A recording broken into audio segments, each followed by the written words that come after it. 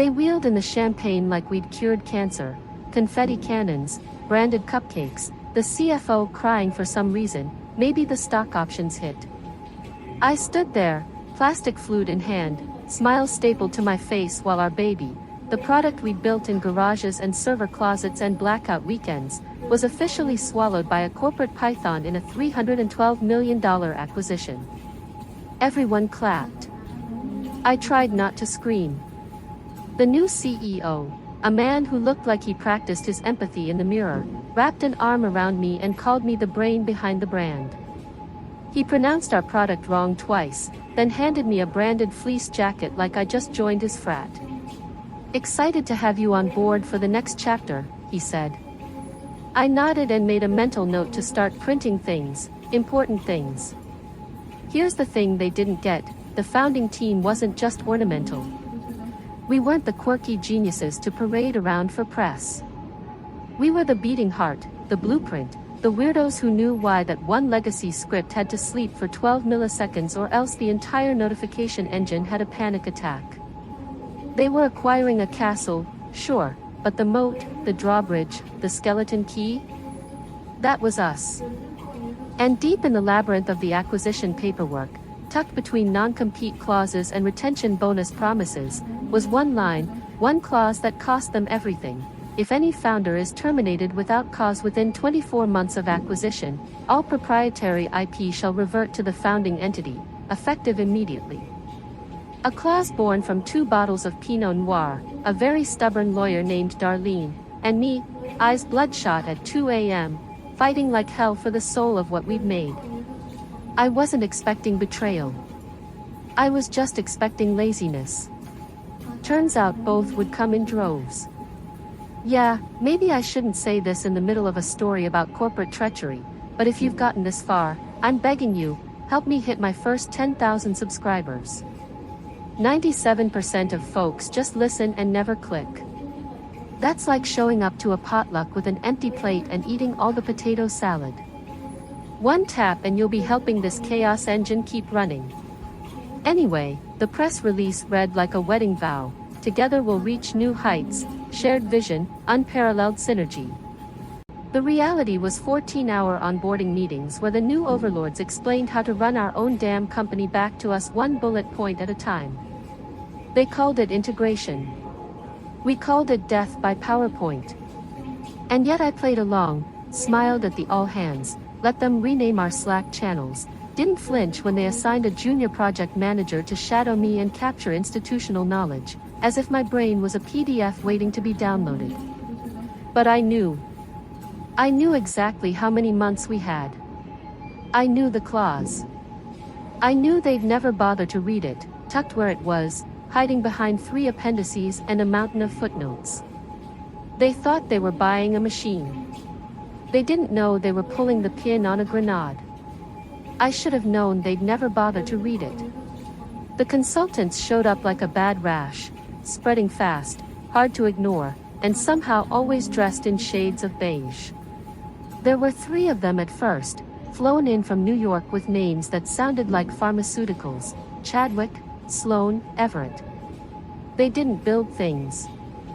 They optimized processes, which, in plain English, meant turning meetings into monologues and replacing gut instinct with metrics no one cared about.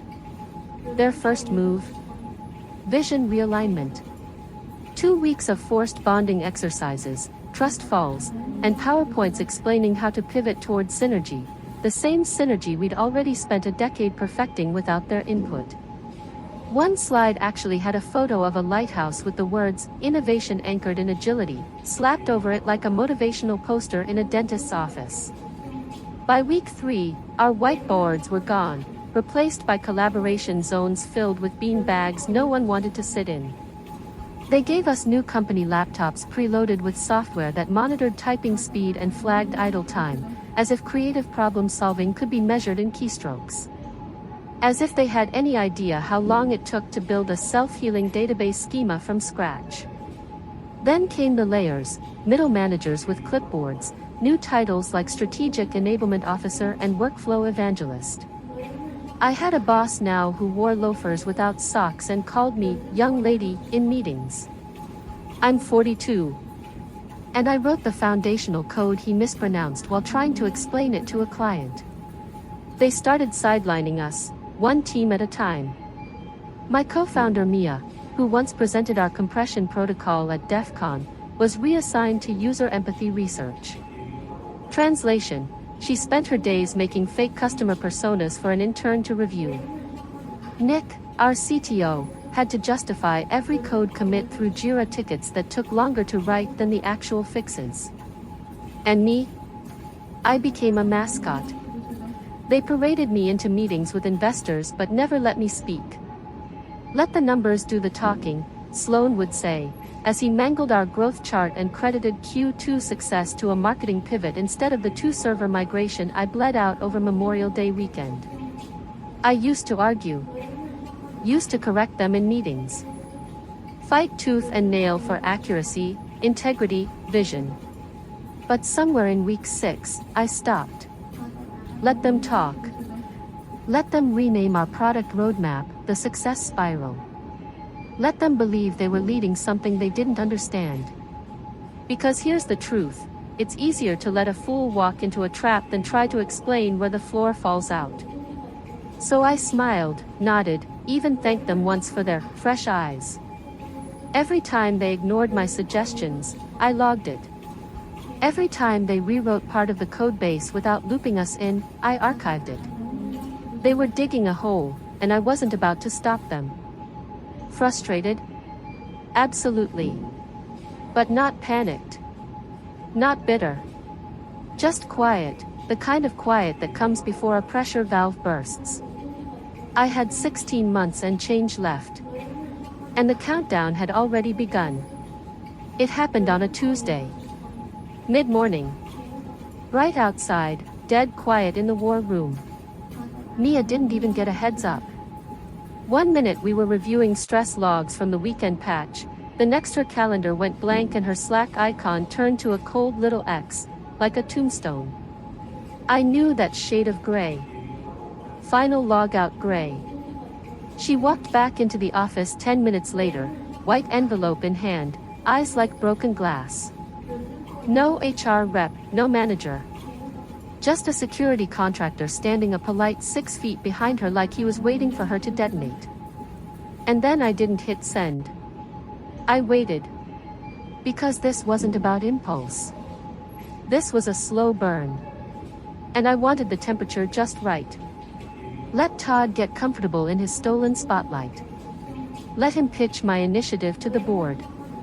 Let him think the hard part was over and the corner office was a handshake away. I saved the email as a draft, closed my laptop, and took a walk around the block. Every matchstick now carefully aligned. All I needed was the right moment to strike. 3 days passed. I didn't touch the draft. Didn't reread it. Didn't tweak a comma. It just sat there in my Gmail like a pressure-sensitive tripwire, perfectly calibrated. But I did text Rachel, my old cube neighbor and the only person in that fluorescent purgatory who ever told me when I had spinach in my teeth. Hey, I wrote. You heard anything about Todd lately? She replied within minutes, which told me everything I needed to know. You didn't hear? He's pitching to the board next week. Same cost-saving stuff he presented in the team meeting. Rumor is he's gunning for VP of Ops. VP of Operations. Man who once asked me if Net 30 was a software. I stared at the screen for a full minute. Then I smiled, but not with my mouth. It was deeper than that.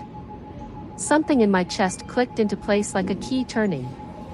Todd wasn't just coasting on my work anymore. He was building a throne out of it. Good. I opened my laptop, navigated to the draft, and took one last look. No edits. No fluff. No threats. Just cold, clean facts. Kind of thing someone like Marcus Bell would actually respect. The kind of thing that made deniability impossible. I hovered over the button. Clicked send.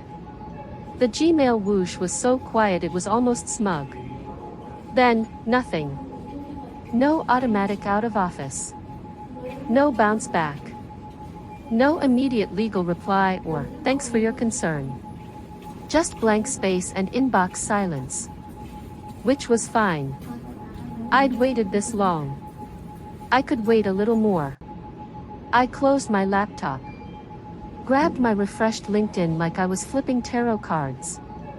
Todd's profile was the same. Still director of ops. Still humble bragging in third person about strategic efficiency wins. But I knew he was preparing something bigger. I imagined his little PowerPoint deck, full of my slides, my graphs, my words, and his name at the bottom in bold Arial, like a liar's signature. He had no idea that his promotion pitch now came with an attached case file. I checked my email, nothing. Then I opened Blind, the anonymous work gossip app, and searched our company tag. No tea yet. Just grumbling about Q4 forecasts and a meme about the new snack policy. So I waited and watched. The silence wasn't frustrating. It was delicious. Because silence means gears are turning. Eyes are narrowing.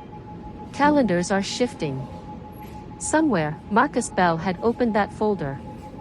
Somewhere, Todd's name was now dragging a trail of metadata behind it. And I wasn't screaming. I was sharpening. It was a rainy Tuesday afternoon, one of those days where even the sky looks hungover, when my phone lit up with a text from Rachel. Weird, Todd's office is being cleared. No announcement, no goodbye, just gone. I reread it twice like the words might morph into something else. My pulse hitched. That electric, full-body jolt, like touching a doorknob in winter. Kind of thrill you get when a slot machine hesitates just before it spits coins. I sat down slowly on the edge of my couch, rain tapping against the window like a countdown. I tapped back. Like, cleared out, cleared out? She replied almost instantly. Yeah. Office manager came in with a box. Said she was told to reset the space. His nameplate's gone. All his plants. Even the stupid mug that said, I make sh*T happen. My mouth actually dropped open. That mug had been Todd's pride and joy. He'd once said it was a personal brand.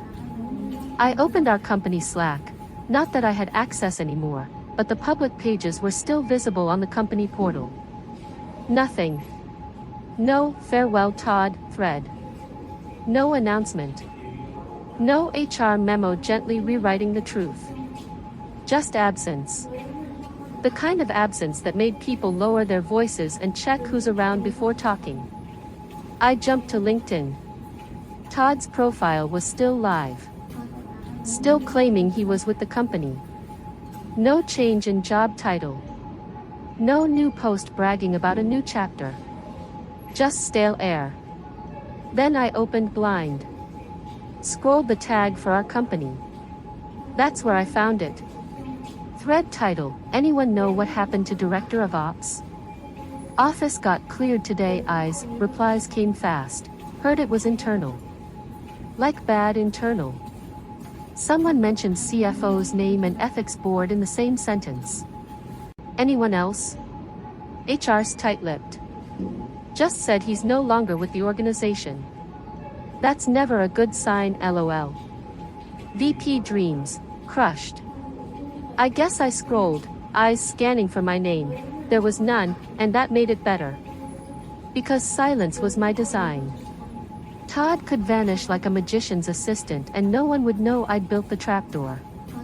No dramatic whistleblowing, no scandalous expose, just a trail of receipts leading to a quiet execution. I leaned back and closed my eyes, listening to the rain pick up outside. He didn't get his big send-off. He didn't get a LinkedIn flood of, congrats on the next chapter. He got boxed up and deleted before lunch. There was no announcement because shame rarely travels with a press release. And in that vacuum, that whisper of vanishing, I found my breath again. The email came on a Friday morning, Sandwiched between spam about cat vitamins and a poorly written newsletter from my apartment complex titled, "We're grateful for you," and prompt rent payments. I almost missed it. Subject: opportunity to connect. It was from someone named Alyssa, an internal recruiter I didn't recognize. Polite tone, crisp wording, the kind of message that gets CC'd to legal if it goes sideways. "Hi, my name, finds you well. CFO Marcus Bell has asked if you might be open to a short conversation regarding your recent contributions and some upcoming structural changes within the operations division. Please let me know if you're available early next week for a brief call. Best, Alyssa M., Internal Talent Acquisition." They slid the paperwork across the table like a dinner check. I read every line, not because I didn't know what it said, but because I wanted them to watch me read it. Slow. Calm. Pen tapping once for every lie I'd been fed. Then I signed it. One smooth stroke. Smiled so wide I could hear Janice inhale. "This won't be the last you hear of me," I said, not as a threat, but as a courtesy. And I meant it. Not how they thought. They didn't escort me out. There were no security guards or last-minute theatrics. Just silence. Cold and clinical. My keycard still worked when I tapped it against the door. I paused in the lobby. Let the weight of the moment settle. The logo on the wall, polished chrome, backlit in corporate blue, glared at me like it knew what it had done. I looked straight at it. "Day 1, I whispered. Because that's what it was. Mia had been first. I was the second. Nick, well, his NDA was due for renegotiation in 2 weeks and he wasn't exactly hiding his disgust anymore. But none of that mattered. Not now. Because with my termination, the clause was no longer dormant. It was live. Triggered. Binding. Ironclad. If any founder is terminated without cause within 24 months of acquisition, all proprietary IP shall revert to the founding entity effective immediately. 16 months and 2 days. That's how long it took them to shoot themselves in the foot. I walked out of the building with nothing but a backpack, a thin stack of papers, and a smile that didn't reach my eyes, because my eyes weren't sad. They were calculating. Let the countdown begin. At first, everything looked fine. They were still posting launch updates on LinkedIn. New client wins. Team selfies. Hashtags like #InnovationInMotion. Bryce even gave a talk at some tech brunch called Scaling with Speed, where he bragged about removing legacy friction like we were barnacles on the hull of his success yacht. I watched it all from my kitchen table. Coffee in hand. Cat purring like a thread in my lap. No login needed.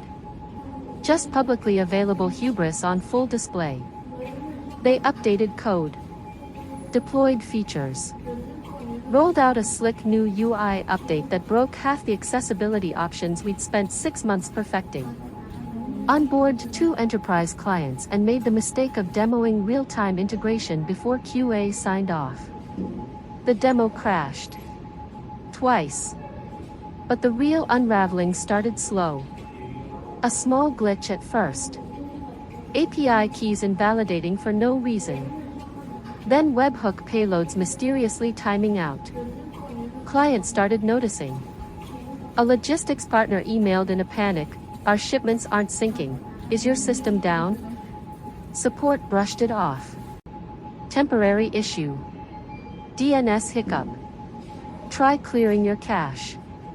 But the glitches multiplied like mold. One retail client's inventory data backfilled to 2021. Another saw purchase histories vanish altogether. The automated system flags built to catch these exact issues had been disabled weeks prior during one of Bryce's agility sprints. By week 3, tickets tripled. Then quadrupled. Internal Slack channels exploded. Who has access to the schema backups? Why are the integrations failing across environments? Why aren't the keys renewing after token refresh? I could have answered that last one, actually. Because those keys weren't theirs anymore. The clause didn't just revert source code and documentation. It reverted ownership of the infrastructure stack. The core IP. The system's spine. The O layers were legally mine now. They'd been running on borrowed time, calling functions that no longer belonged to them. I watched quietly. No press release. No legal nuke. Just silence. Strategic. Satisfying. Silence. Nick sent me a one-line message the day their status page hit partial outage. They're still digging. Just realized the shovel's missing. Middle management started calling emergency syncs. I knew the signs, the nervous emoji reactions, the 10 p.m. email blasts begging engineers to check things just one more time. It's hard to fix something when the thing you're trying to fix isn't technically yours anymore. I didn't gloat. Didn't call anyone. Didn't even leak the clause to the press. Because the best part of revenge is patience. Let them patch the symptoms. Let them push hot fixes in the dark. They still hadn't figured it out. Not fully. But they would. Oh, they would. It started with a screenshot. Someone, maybe an intern, maybe a pissed-off junior dev, leaked a string of Slack messages to Blind. Nothing explicit. Just the usual corporate decay. Panicked messages in the hashtag ops escalation channel, timestamped at 2:14 a.m. Does anyone know why the staging keys aren't provisioning? We can't access the backup schema. Who was responsible for the offboarding protocols? Can someone please confirm if the legal team ever updated the rights to the API layer? That last one, that was the needle slipping under the thread. Spread like wildfire. Current employees chimed in anonymously. Finger pointing. Conspiracy theories. One poor soul even suggesting the system had been hexed by the founders. It wasn't a hex. It was a contract. By day 3 of the outage, a lawyer finally reread the acquisition terms. Not a new lawyer, one of the original ones. The kind who thought of fine print as garnish. She found it buried in the section labeled Contingency Triggers.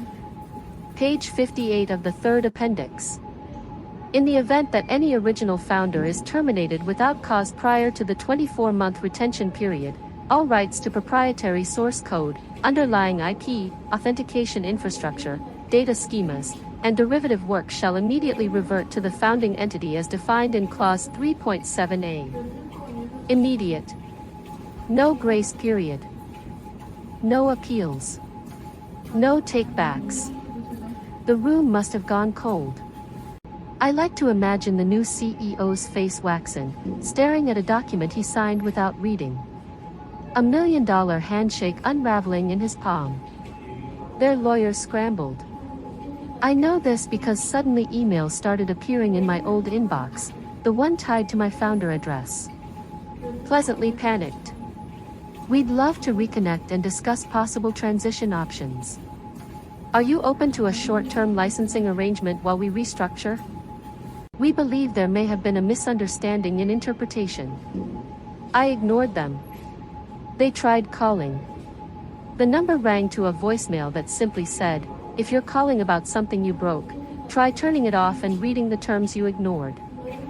What they didn't know, what they should have checked, was that the founding entity was no longer just a paper corporation we set up in 2013 for tax purposes. 2 months before I was terminated, I'd registered a new LLC in Delaware. Quietly. Cleanly. With Mia and Nick as co-founders. Different name. New domain. Same soul. They couldn't reach us because we weren't coming back.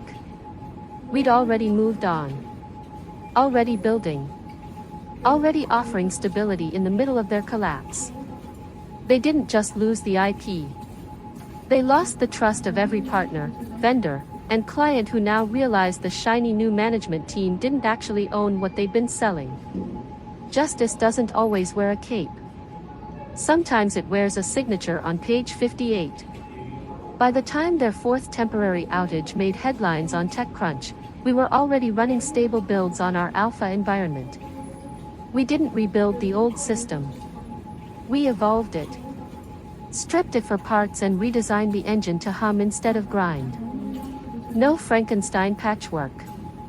No corporate overhead.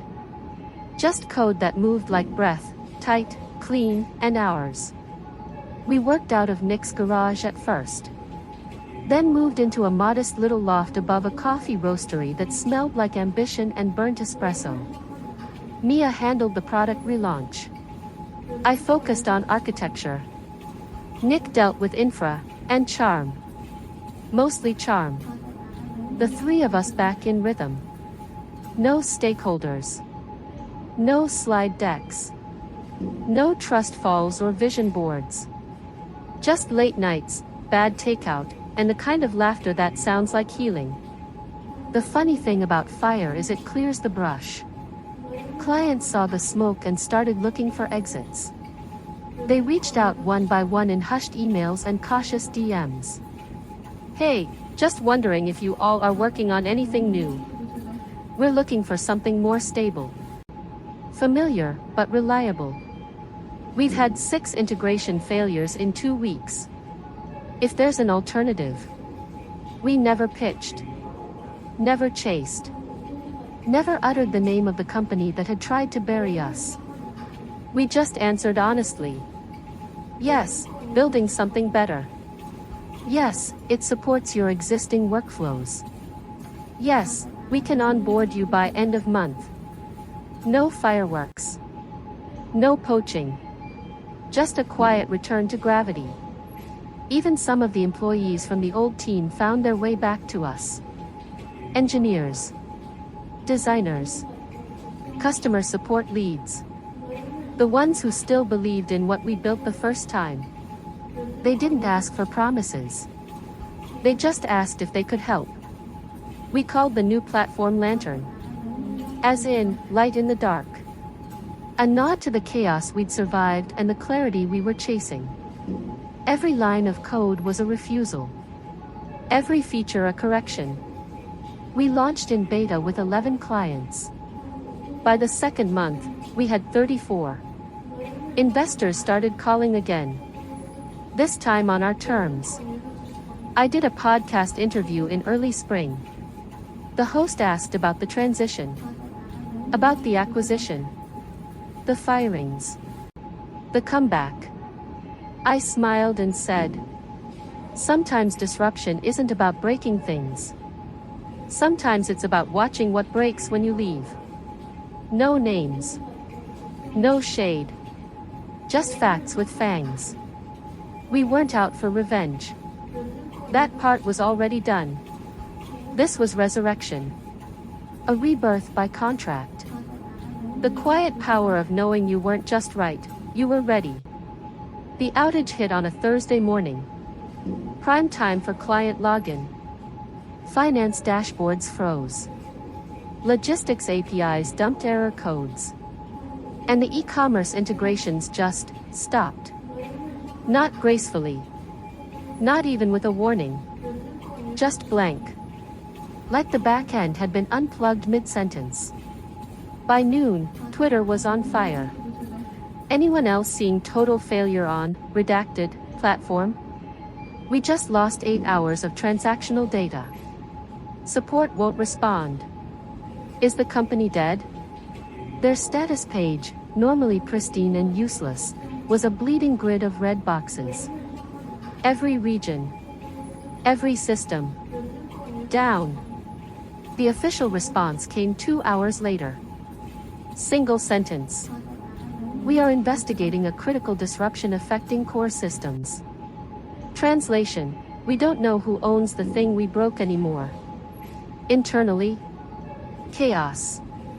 Executives yanked into emergency Zooms. Engineers trying to recompile a system they no longer had legal rights to touch. The license keys that used to renew automatically?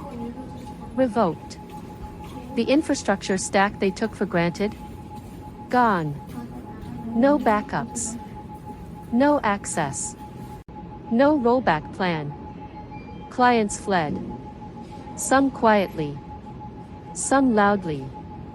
One partner issued a public statement that read, "We no longer believe the vendor has operational control over its platform." That same afternoon, a journalist at Wired published the headline that sent the stock into freefall. Fortune 500 giant loses core platform after firing founders, IP reversion clause ignored. The article was brutal. Cited the clause word for word. Laid out the sequence of mistakes with surgical precision. Interviewed former engineers. Clients. Even an anonymous board member who admitted they never realized what the clause actually meant. By market close, the company's IPO filing was pulled. 3 board members resigned within 48 hours. Investors demanded audits. And the CEO, Mr. Empathy in the Mirror, got absolutely roasted on CNBC when the anchor asked, "So, did you read any of the acquisition documents?" He stammered something about legal misinterpretation and unexpected founder actions. Unexpected. That's what he called it. Like we were a rogue weather system. I watched it all from my new office. A sunlit, quiet space with pale wood floors, big windows, and a single fern I kept forgetting to water. The TV was on low. The anchor moved on to the next segment. I didn't celebrate. Didn't raise a glass. Just sipped my coffee and let the silence stretch long.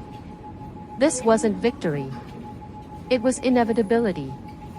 They thought they bought us. What they really did was pay for our comeback. Thanks for watching, you cubicle warriors. Hit that subscribe button, unless you're my old boss. Then you're on your own. Revenge of the coffee pot strikes.